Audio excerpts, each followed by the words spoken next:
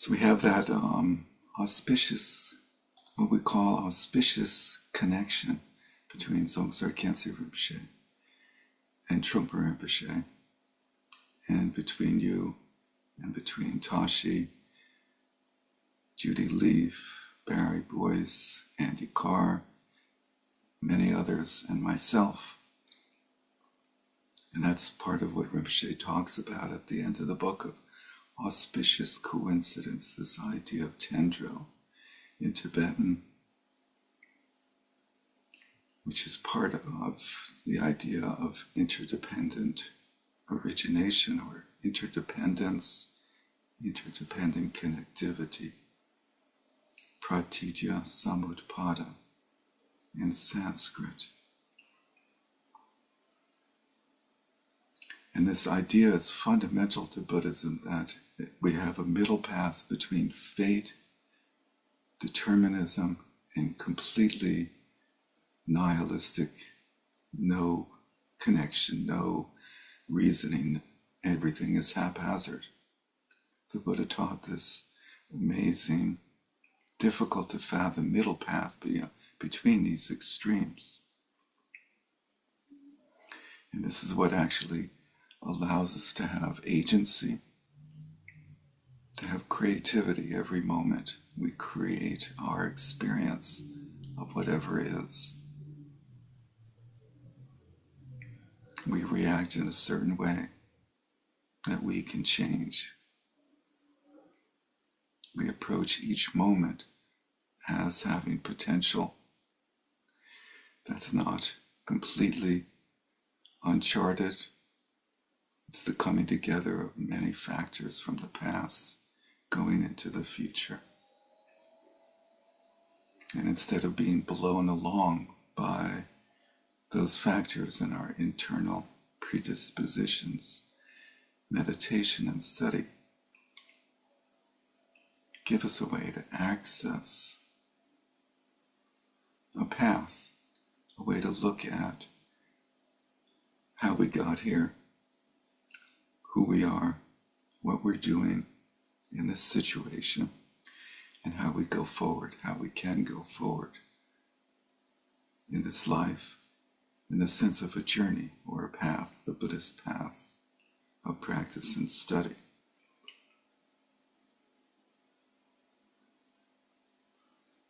And in this case, we're studying the very fundamental teachings of the Buddha, known as the Abhidharma.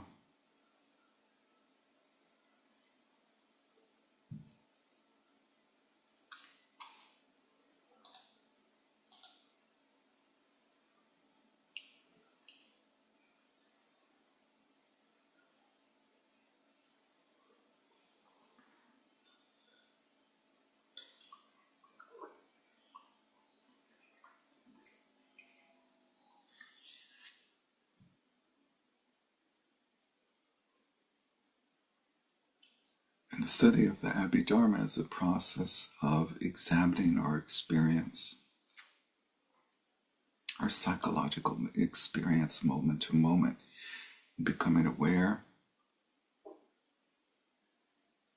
of what goes on in our minds every moment, our mind and body, how our mind interacts with the world, with our experience.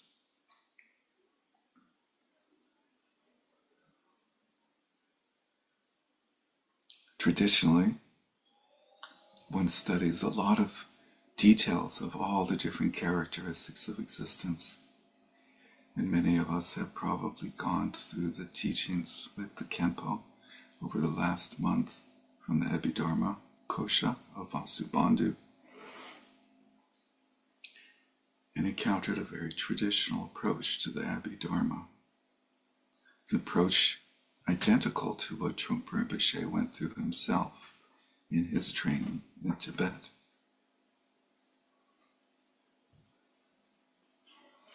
And so he shares with us his experience towards the end of the book of studying Abhidharma. And in particular, throughout the book, he shares with us his way of approaching the Abhidharma. The major aspect of the way he approaches it is as a practitioner, as a meditator, and looking at the factors of existence, not in order to understand each one as separate, not to understand the limitless characteristics of all the details of the dharmas as separate events. Traditionally, the Abhidharma presentation is that the dharmas happen simultaneously. Every mind moment is a collection instantaneously of certain mental factors, of the 51 mental factors, along with one of the consciousnesses, and how they interact with each other and with form. And instead, Trungpa Rinpoche presents us with a Vajrayana tradition point of view of Abhidharma, which is that the elements of our existence are in flux, are a constant development, a progression. It's a very quick, fast progression that's very difficult to see in our experience without years of meditation, where we come to slow down the process and sharpen our perception of that process.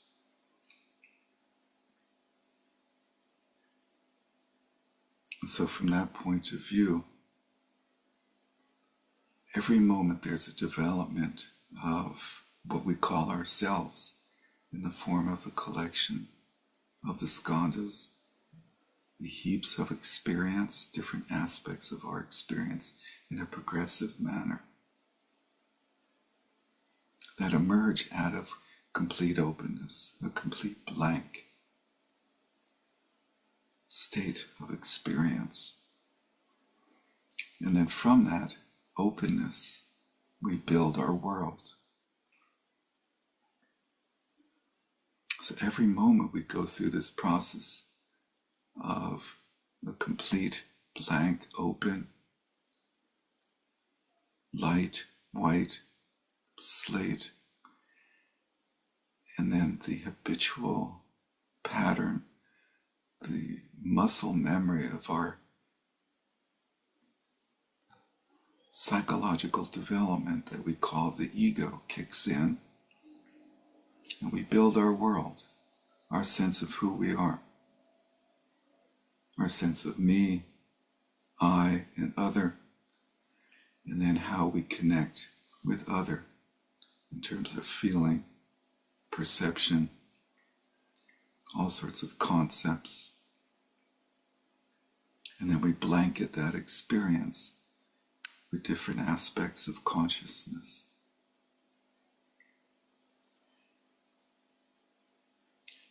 So in the way that the Vajrayana tradition understands the skandhas is from the point of view of the way the nidanas were presented by the Buddha. The nidanas present a progression of samsara, a progression of the development of a situation, as opposed to everything being present all at once every moment. So the 12 nidanas, the 12 stages of the development of existence that comes about through the process of interdependent origination, pratitya samutpada, gives us an opportunity to see how that process happens every moment and how we can interact with that process, as opposed to taking it as a given that it's going to happen in the same way every time, year after year. by understanding that progression, gradually through meditation practice, we're able to experience that open flash, that gap.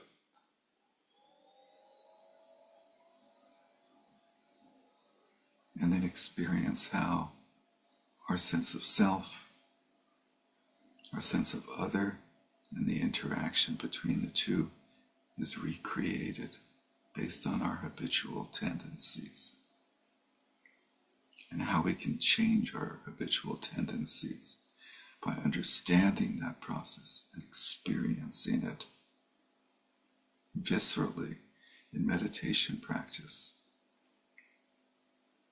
Instead of trying to replace our experience in meditation with some other type of experience, some other world that we've heard about or been told about that might be accessible through meditation practice. Something better. We're able to experience who we are, all of our neurosis, all of our fucked upness, as Trungpa Rinpoche was wont to describe it. We find there's a lot of unusual things hidden in our psyche. And through a meditation practice that does not have a continuous object, we have a platform from which we can experience that material with stability, clarity, and strength of shamatha, or calm abiding meditation, shine in Tibetan.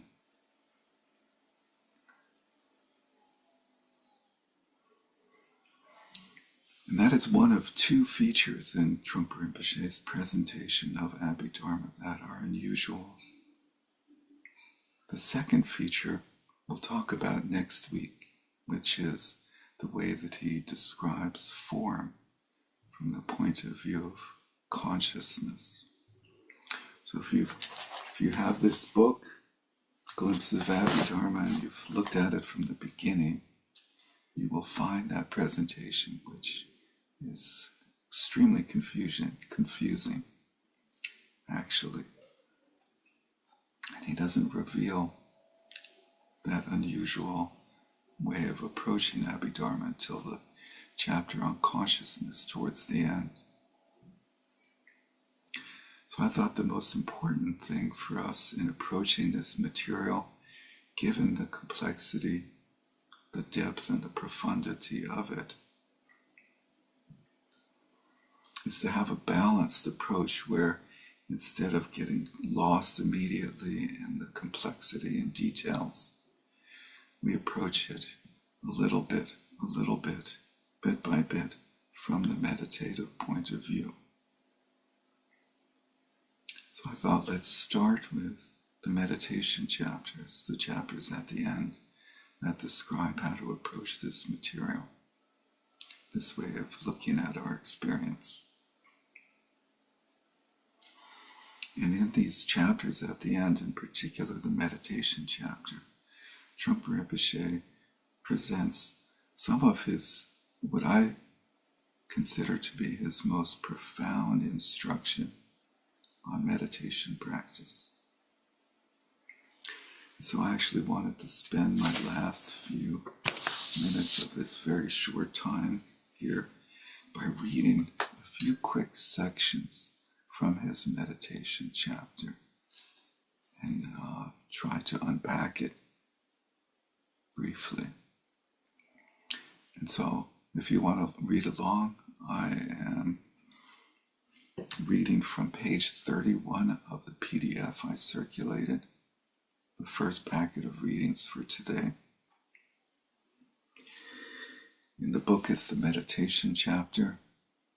There's different editions of this book, so on my edition it's page 59. I'm not sure about yours, but someone asks, thankfully someone asks, How do the five skandhas tie in with meditation? It's what Rinpoche would refer to as the $64,000 question. In other words, that's a really important question.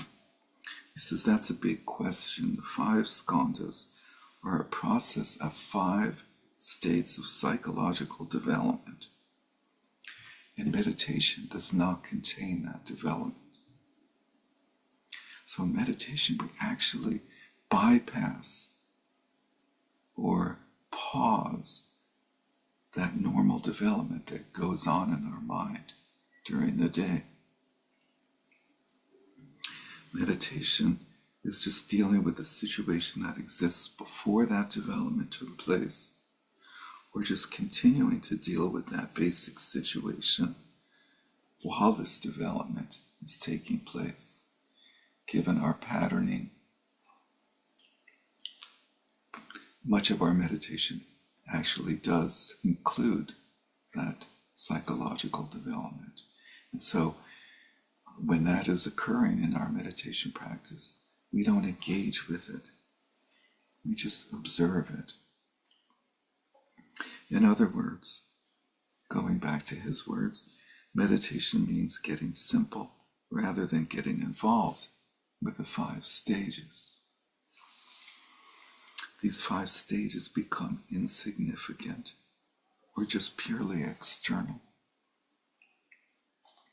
That means that you are getting to the basic quality of the 5 skandhas rather than trying to follow their implications, as we ordinarily do in a sort of hunting process. We try to track down, why did I think of that? Why did I react in that way? Where can I go with this? And so forth. As though we were going to reach some valuable conclusion. It is getting to the basic point of the process without getting involved in the sidetracks. What is the basic point of the process? The basic point of the process is that we pin this belief that there is an ego upon the process of the 5 skandhas. The myth of a me that exists separate from, but in some complex relationship with the 5 skandhas. That is the basic point, is to see that in our meditation process. To compare the experience of my sense of self with the experience of the skandhas. Still, of course, the discovery of 5 types of processes there already is kind of very amusing.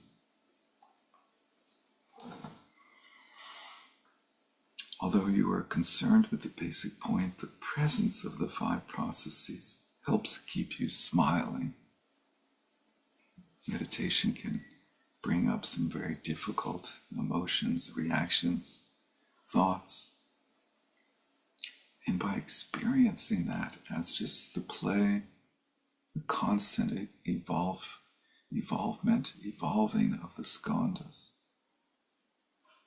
a natural process that's gone on at least since our birth, through the coming together of our capabilities and our conditioning in every moment of our conscious awareness. The skandhas will play out their patterns, and we don't have to take them that seriously, because they're not predetermined by fate, and they're not haphazard. And that's where the idea of the path comes in. We begin to see that by changing how we engage with our skandhas, with our experience, our mind, and with our world, moment by moment, day by day, over time, we can gradually change these patterns. We can change the way that we react We can change our future because of interdependent origination. This middle path between complete chaos or nihilism and predeterminism. I'll read one more just quickly since the time is coming late. Question: in the play between ignorance and intelligence that runs through the whole development of the skandhas, there seem to be moments where the skandhas are not occurring. There seems to be a very rapid build-up, and then poof, the process goes away, and then it starts again. Rinpoche, that is the whole point. There is a build-up, and then this whole building up process turns to dust. There is a gap, a space, and then either you build up again or you do not. But that kind of moment does happen. Automatically, the process builds up, but before and after that, there is some space. It is like moving fast in one direction and having to turn and come back. You have to stop at the peak point in order to change direction. There is a moment of stillness. In that process of regenerating the speed, you have to stop at one point. That happens. So he's presenting this idea of there's a gap in every conscious moment, moments being extremely fast or short chronologically in terms of time, a little flash that we don't usually notice, a little opening in the psychological process, and then because of our conditioning, our habitual patterns and predispositions, the process starts again. And through meditation practice, we're gradually able to see that open flash and to see how we rebuild our sense of self every moment. And that's the key point of meditation. It's beginning to see that ego is not continuous. There are these gaps. Ego being this belief that there is some continuous meanness that persists through time in a unitary manner, independent of conditions and causes.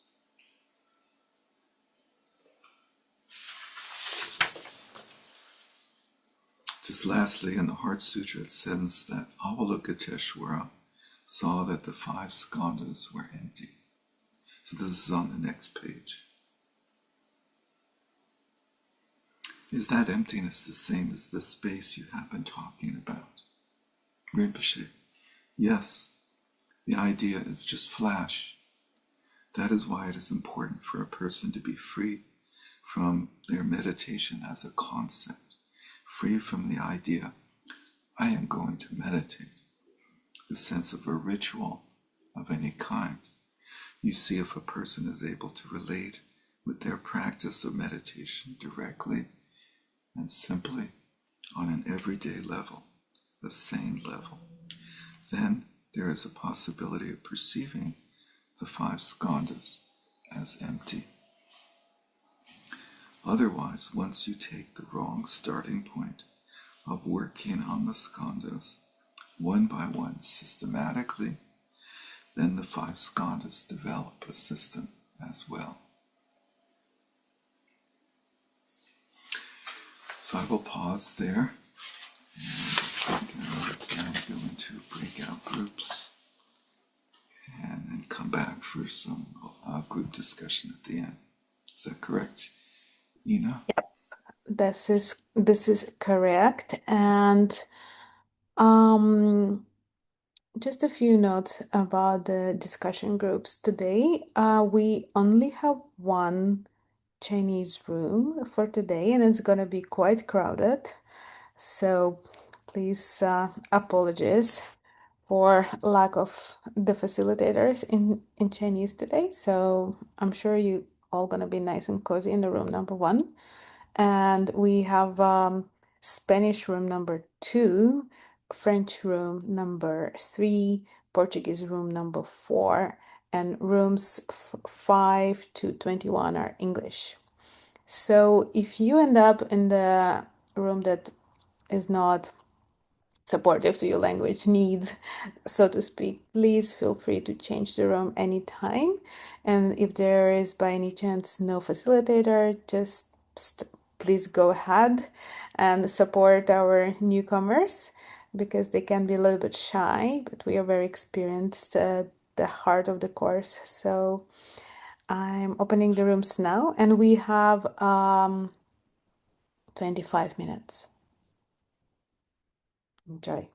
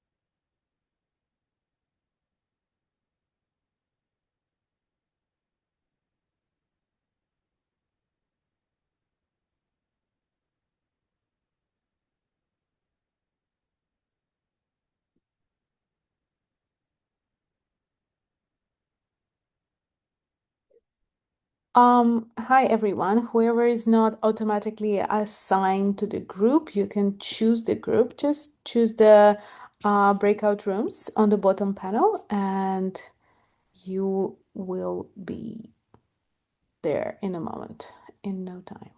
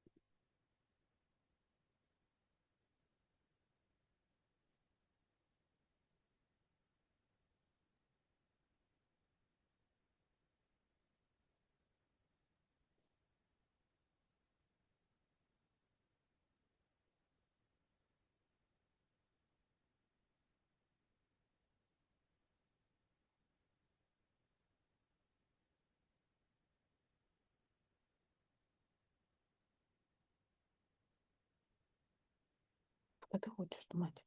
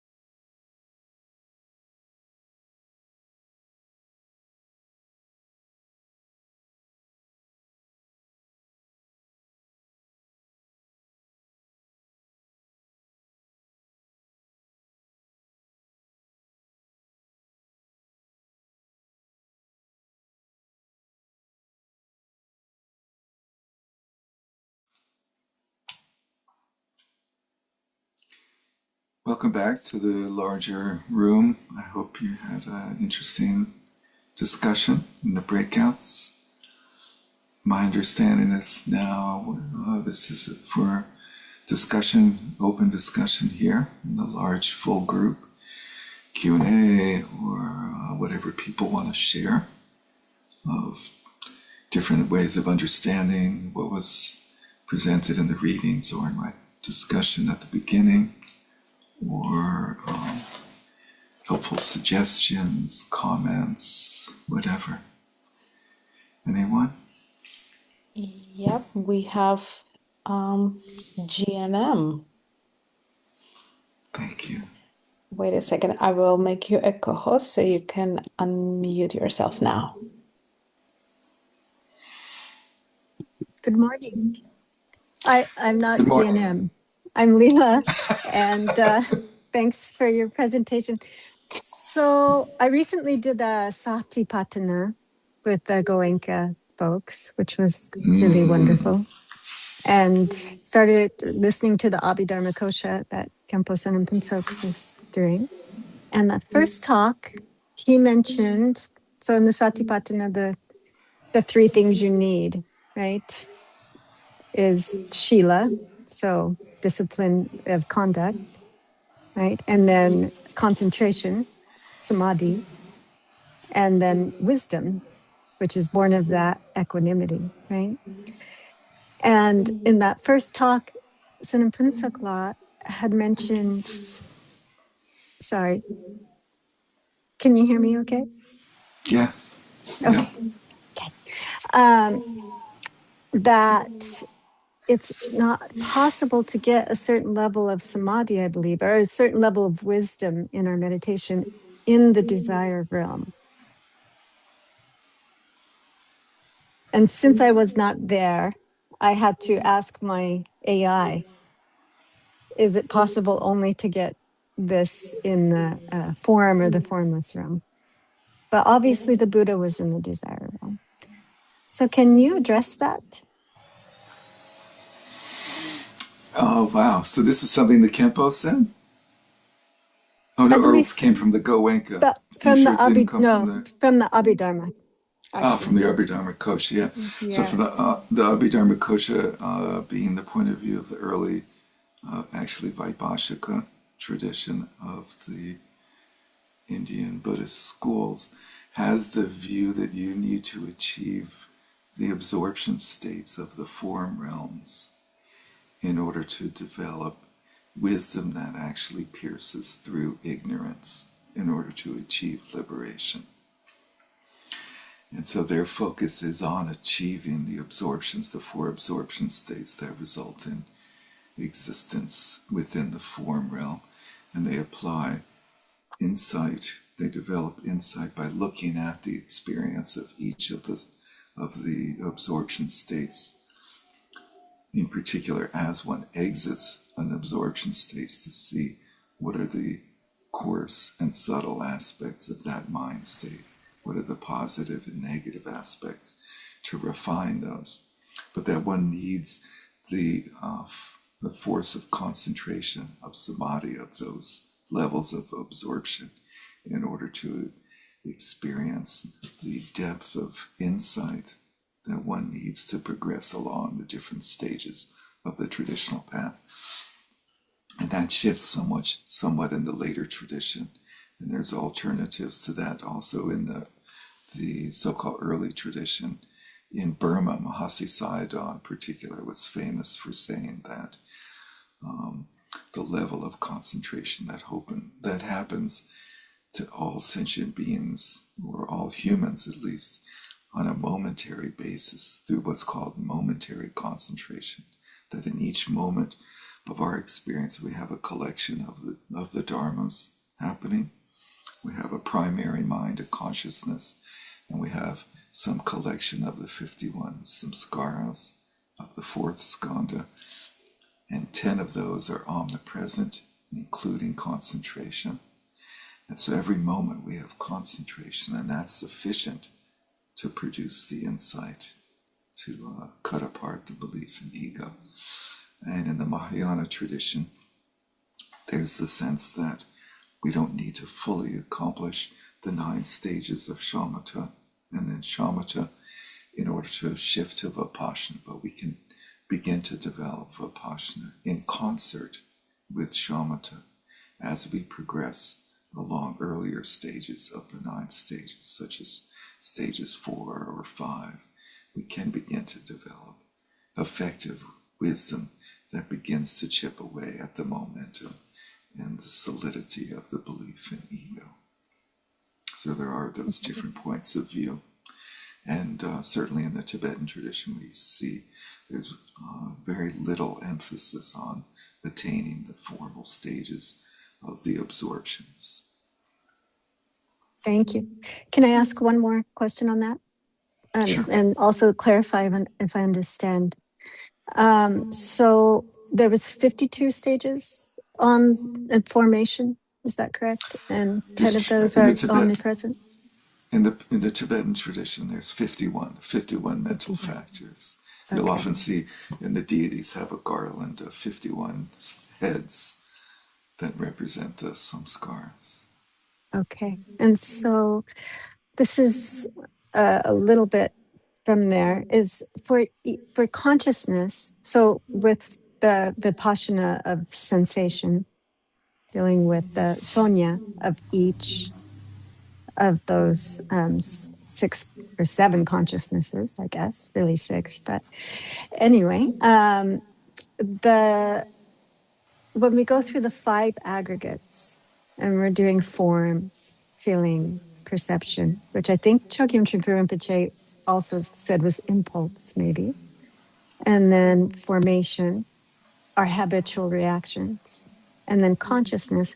Is that for each of the 6 consciousnesses? Each of those aggregates can apply to each of those 6 consciousnesses. And what does it mean by the consciousness? Oh, cool.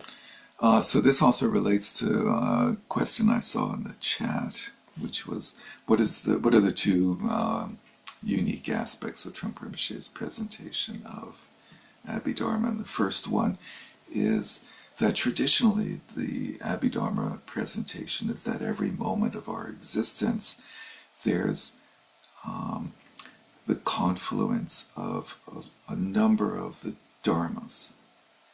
And those dharmas include at least one of the 6 primary consciousnesses called main minds or primary minds, the 6 being the 5 sense consciousnesses plus the sort of coordinating or glue of mental experience. And that in addition to one of the consciousnesses, there's a collection of the 51 samskaras. And when you look at the 51 samskaras, they actually include feeling and perception. So there's a little bit of overlap. And the Buddha in his wisdom separates out feeling and perception as separate skandhas in a different scheme because they're so crucial in our as elements of our experience in a moment-to-moment basis and a developmental basis. And so in the traditional Abhidharma point of view, every primary mind comes along with a collection of some of the 51 samskaras.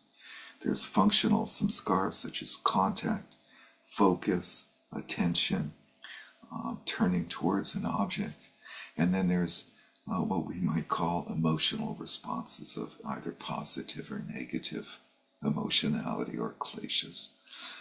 And there's that collection that arises in every moment of sense consciousness. So we have a moment of visual consciousness and we see something, and there's those what are called omnipresent and object determining mental factors, as well as there's a subtle feeling tone of positive, negative, or neutral.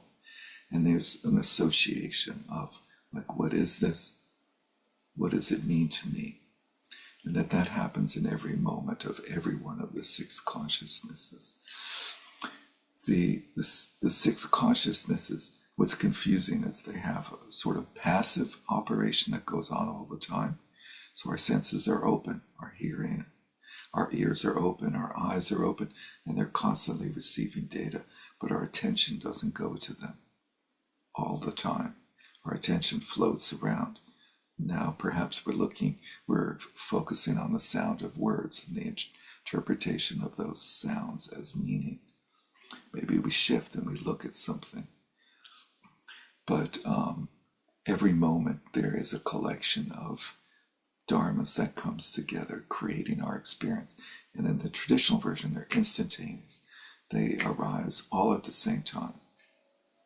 In Trungpa Rinpoche's presentation is a developmental approach of each moment. There's open space, a gap, and then there's a development that goes from ignorance that concretizes the world as form, and then there's a feeling tone, a reaching out to that world, and then there's some labeling, some perception process that happens, and then there's the full-blown samskaras, the what he calls intellect, the mental contents of thinking about and associations and planning and agendas and so forth. Does that help? Yes, thank you. I just want to make sure, though, again, because my mind is sticky, Sure. that those 5 aggregates, like let's say hearing, right? So hearing is going to have an object and the sense faculty, as I would say, the form. Yep. And then it's going to have a feeling. And then perception, I guess our eyes, if it's too bright, they close, right? Or the sound, if it's too loud, very kind of not black and white, but something like that. But then how does the eyes, and so the eye or the ear itself would have a formation or a consciousness where it's making an opinion and a reaction at that Oh, I level? see. So that's good. So the sequence, of the experience is gets a little more complicated. So it's generally presented in a series of moments of experience, isolating one sort of stream of a few moments of existence or awareness or being or experience out of the sort of multitude of zillions of moments of experience we have every day. And so we say in moment 1, there's the contact between the ear and the sound, and ear consciousness. So there's the ear sense base, which is a subtle form that resides in the physical ear, and it comes in contact with the vibration that we call a sound, and that produces the consciousness of auditory consciousness. So that's in moment 1. There's a hearing consciousness of a sound, and then that in moment 2 gets transferred to the mental consciousness. And in that first moment, it's also a sense direct consciousness without concept. And then in moment 3, there's thinking about that sound, which is, oh, it's really loud, I didn't like it, or it's nice, or it has meaning.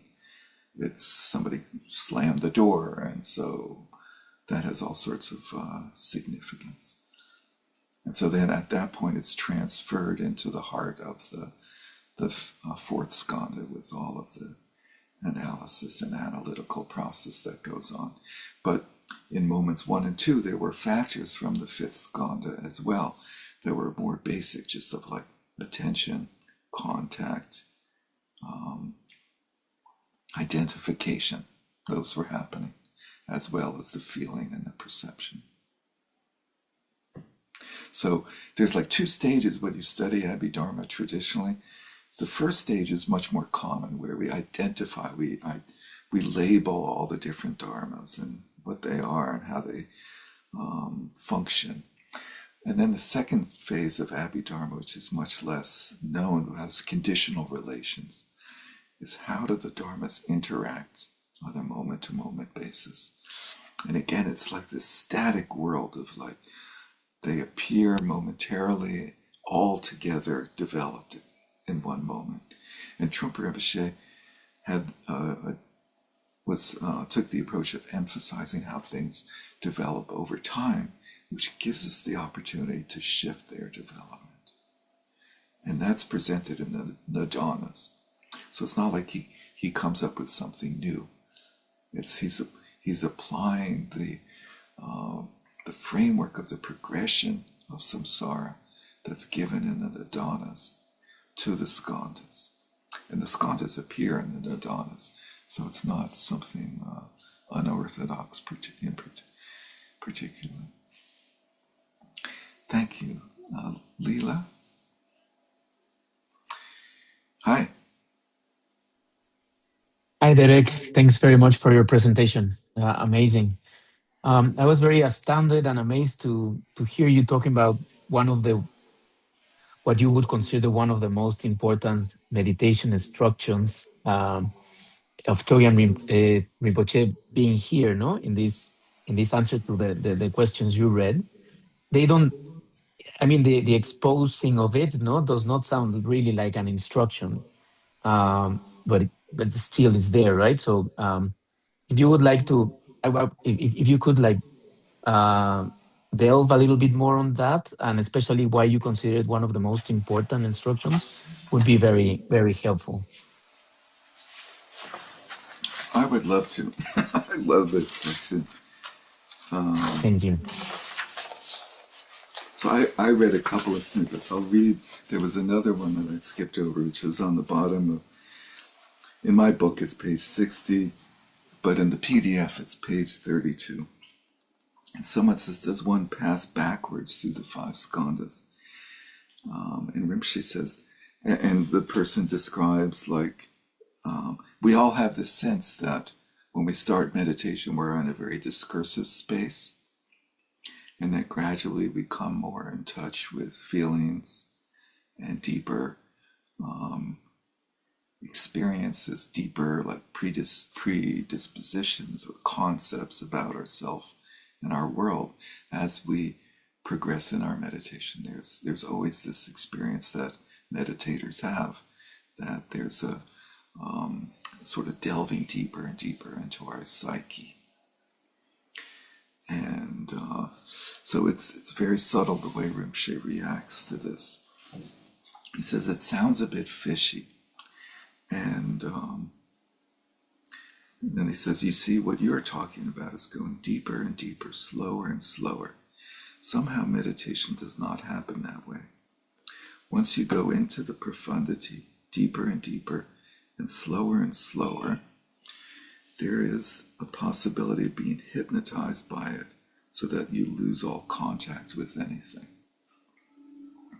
So Rinpoche was constantly interacting with students who came to him with ideas about meditation and experience in Buddhism that were what he would call spiritually materialistic, where we would be like cherishing certain aspects of our spiritual experience as being precious and special and like providing a sense of fulfillment to us. And all of those were actually then building up a sense of ego, of self. And so his project was to subtly chip away at that sense of self. And he sometimes did that at the expense of not being literally accurate all the time to the details of the question, but he would get to the essence of the questioner. So, in my estimation, what he's picking up on is that this person is approaching that experience in a very concretizing way and like sort of enshrining that process of going deeper and deeper, which happens naturally. But Rinpoche is saying, don't like fixate on it, don't obsess on that part of your experience, because then meditation is this project of like making like a whole trip out of the situation of what I'm experiencing and discovering and so forth. You lose the dynamic quality of samskara. So samskara is the Sanskrit term for the 4th skandha.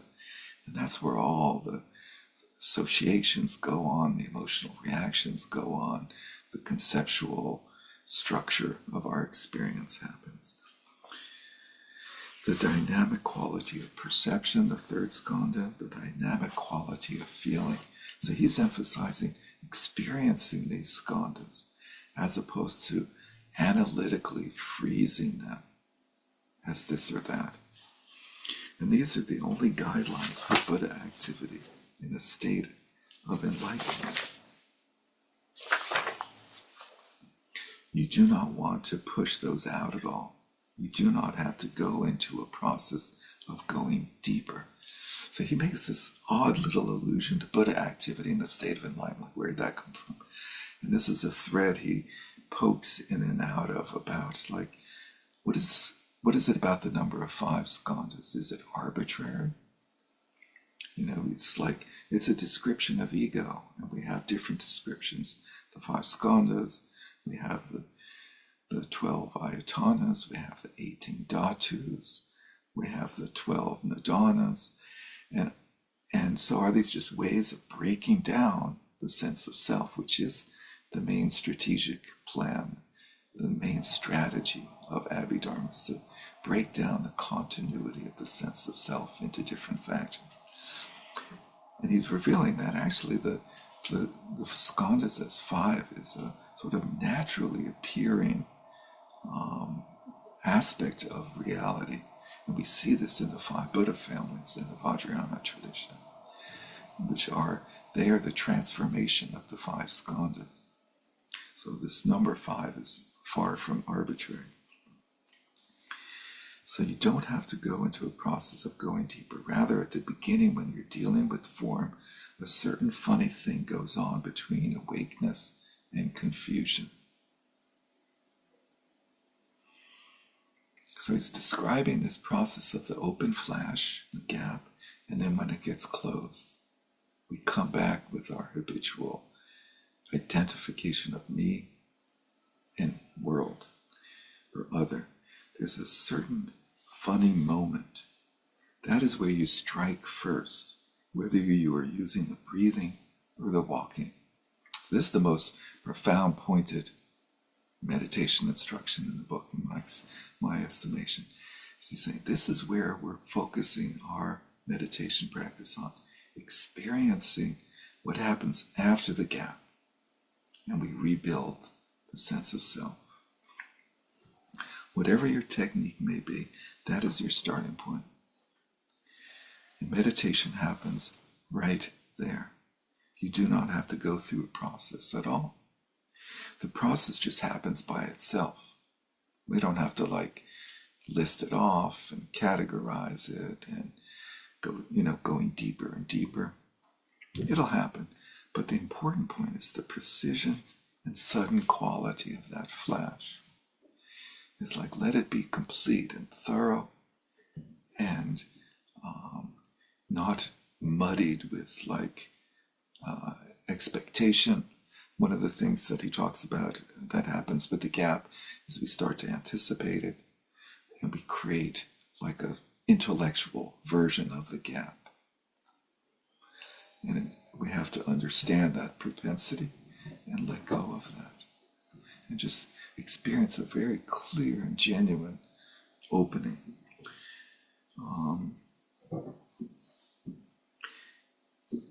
The important point is the precision and sudden quality of that flash, a kind of first questioning created between sanity and insanity. That first moment of black and white, dullness and sharpness, is the starting point from where you relate with your breathing or your walking. So we connect with that sense of complete openness and then bring that into the rest of our experience of doing, breathing, walking, or thinking. You do not have to slow down at all. We don't have to get very slow and meditative and create this artificial framework to experience the enlightened state. That creates an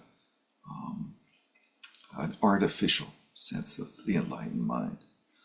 Meditation has nothing to do with working with the metabolism of the ego in that sense. So that process of trying to like slow it down and focus on it and preserve it is ego's attempt to do what ego is best at doing, making more and more subtle sense of e-ness, of I-ness all the time. How's that? That's very enlightening. Thank you very much, Derek. Thank you. Thanks. So I don't know, Ina, it's 11 o'clock. Do we have time for one more? What's your take? Yeah, Leah, I will make you a co-host and spotlight you now. Hi, Derek. Thank you so much Hi. for just bringing in the Dharma and especially how you are approaching Abhidharma. For me, it's so complicated, but how you explain it today, there's a sense of my felt sense of it kind of shifted a little bit because of that. So thank you so Cool. much. My question was how bringing this in kind of real life in post meditation, because especially in the feeling stage of it, it becomes very, very sticky. And I understand it. I think it was Lodro Sampo who said, "Oh, what color is this? It's purple." But at the moment, I just think it's permanently purple. I don't even think that it's not going to be purple somehow, but with feelings, it's not like that. It feels so permanent. So do you have a sense of why? I guess this is why this is a separate category of why this is so, what is behind that stickiness, and how maybe I can approach it in post meditation, this kind of space around this stickiness, especially with the feelings. Thank you. I think what you're talking about is the whole area of how our ego, our sense of self, operates. The ego is allergic to the openness of that flash of empty space where there is no sense of self. The ego sort of has an unacknowledged awareness of its own emptiness, of that space. And so the ego goes through a very sophisticated and complicated and habitual, instantaneous process of convincing itself that it exists in every moment. And that ranges from the very intellectualized version of like who I think I am in terms of like the world description of size and shape and color and occupation and gender and personality and all of that, down to the much less characterized sense of self is so much more powerful. We all know our personalities change over time, our appearance changes over time, and our sense of self has the fluidity with that. But the really deeply rooted sense of self is the feeling tone that we experience on a moment-to-moment basis. And that's how we reassert or assert every moment that we're here. Because I react in a certain way, I know I'm here. And so that first level of experiencing self and other is so strong and so all-pervasive and so difficult to identify and work with. It like has this very slippery quality. It's like in the background of our awareness all the time. And sometimes it'll come to the front when there's like something very urgent or challenging or intensely attractive or repellent. But it actually is so much more powerful as remaining in the background and just creating this what Rinpoche will call, you'll see in the next chapters for next week, this cloudy mind. There's this general sense of cloudiness that creates this wonderful framework for the ego to perpetuate itself in, where it's like, I can't really tell what my experience is. It's like this area that we can't penetrate. And it's completely that reaction to our own egolessness.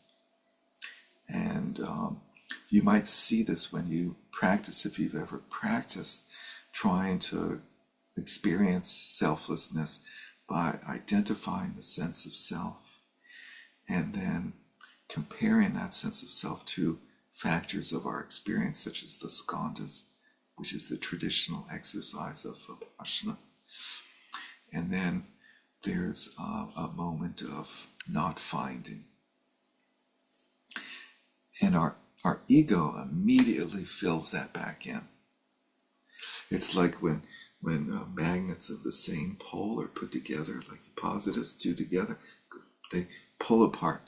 The ego, like we come up against our non-existence and we immediately pull back very powerfully. And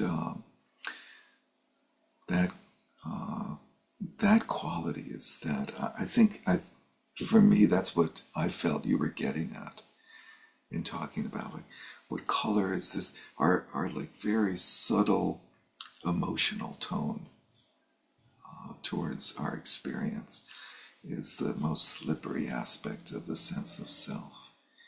And so we'll talk more about that, I think, next week in these unusual chapters on form and consciousness.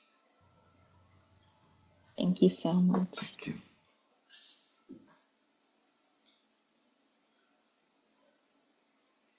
Shall we close? Yeah, we do have a closing prayers to share. If you, Derek, will be so kind to lead us through it, I think that would be wonderful.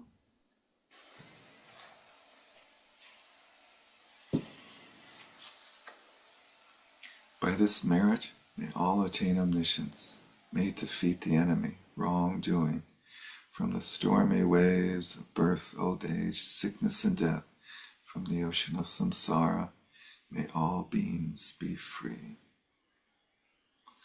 As long as space remains, as long as the world remains, may I too remain to alleviate the sufferings of the world.